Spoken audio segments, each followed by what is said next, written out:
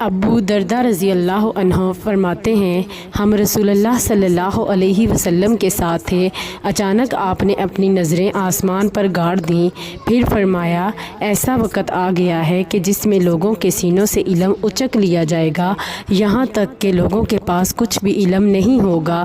زیاد بن لبید انصاری نے کہا اللہ کے رسول، علم ہم سے کس طرح چھین لیا جائے گا جبکہ ہم قرآن پڑھتے ہوں گے؟ قسم اللہ کی ہم ضرور اسے پڑھائیں گے اور ہم ضرور اپنی عورتوں کو اسے پڑھائیں گے اور اپنے بچوں کو سکھائیں گے۔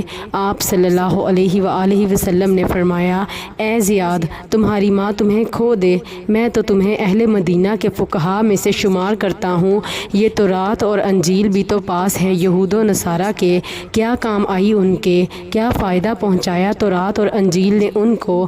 جبیر یعنی راوی کہتے ہیں میری ملاقات عبادہ بن صامت رضی اللہ عنہ سے ہوئی تو میں نے ان سے کہا کیا آپ نہیں سنتے کہ آپ کے بھائی ابو دردہ رضی اللہ عنہ کیا کہتے ہیں؟ پھر ابو دردہ رضی اللہ عنہ نے جو کہا تھا وہ میں نے انہیں بتا دیا۔ انہوں نے کہا ابو دردہ رضی اللہ عنہ نے سچ کہا، اور اگر تم مزید جاننا چاہو تو میں تمہیں بتا سکتا ہوں کہ پہلے لوگوں سے اٹھا لیا جانے والا علم خشوع ہے۔ ان قریب ایسا وقت آئے گا کہ تم جامع مسجد کے اندر جاؤ گے لیکن وہاں تمہیں کوئی صحیح معنوں میں خشوع و خضوع اپنانے والا شخص دکھائی نہ دے گا۔ سنن ترمذی حدیث نمبر 2653۔